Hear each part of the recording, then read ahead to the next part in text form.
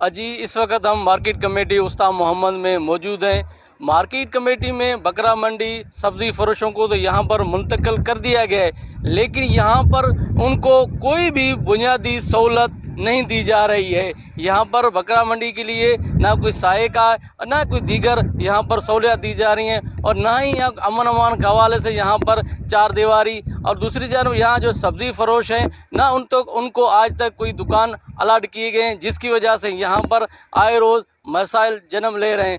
तो इस हवाले से आइए यहाँ के व्यापारियों से पूछते हैं कि उनको मज़ीद क्या मुश्किलात हैं। मसलो का शे ना असांजे लाइ पीड़ा न छा, असां धुप्ते मरूं था पर न छा न छा, कोई सुख न आहे असांखे। असां मजबूर आहियूं, 40 साल जो असांजी वापार कयूं था धुप जे मथां, का सुख बि नथा ॾिसूं। असां त अहिड़ो ज़ुल्म पाकिस्तान में बि न आहे। असां ग़रीबनि जो दाह ॿुधो बि अलाह जे सदके असां तमामु हालत आहे। पाण ॾिसो मैदान ते लॻा पियूं धुप जे मथां, 40 साल थिया आहिनि, इहो ई हाल आहे असां सां। ॿुधो साईं, महिरबानी कयो, कुझु न कुझु असांजे लाइ मालिकी कयो। का सुख ना है, न पानी आ न इते छा है। 50,000 भी असां भरूं था, मिले भी कोई सुख न थो। हर को बस पैसा खणी खाई वञे थो।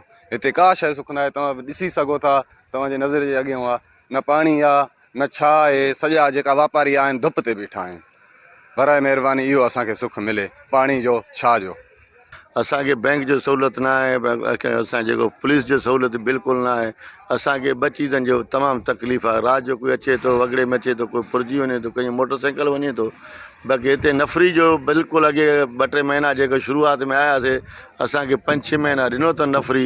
उन खां बाद में असांखे कोई समाज न आहे। कंहिंजो न मार्केट कमेटी वारा आहिनि, मथे आहिनि असांजा जेका बि आहिनि बुज़ुर्ग, जेका बि आहिनि असांखे समा नथा करनि की छा आहे छा न आहे। तव्हांजो मसइलो ॿियो कुझु बि न आहे। सहूलियत असांखे इहो ॾियनि, असांजे लाइ सभु चीज़ आहे, सभु गंज आहे असांजे लाइ।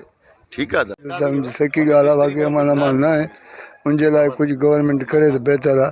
बाक़ी ॿियो दुनिया जो खेल आहे, इहे कम पिया हलंदा आहिनि, कोई घटि आहे कॾहिं वधि आहे, इहे चीज़ हलंदी रहंदी। बाक़ी अमन अमान न आहे, उनजे लाइ कुझु करणु खपे। 4 दीवारी त सॼे मुल्क खे न आहे, चदर ख़ाली लॻो पियो आहे। 4 दीवारी हुअणु खपे। जी बिल्कुल, यहाँ के कारोबारी हज़ारा का कहना था है कि मार्केट कमेटी इंतजामिया की जानिब से यहाँ पर कोई भी सहूलत नहीं दी जा रही है। जो यहाँ पर वादे किए गए थे, यहाँ पर 4 दीवारी तामीर ना हो सकी, अमन अमान कल से पुलिस चौकी भी कायम नहीं हो सकी, जिसकी वजह से यहाँ पर डकैती के वाक़यात भी हो चुके हैं।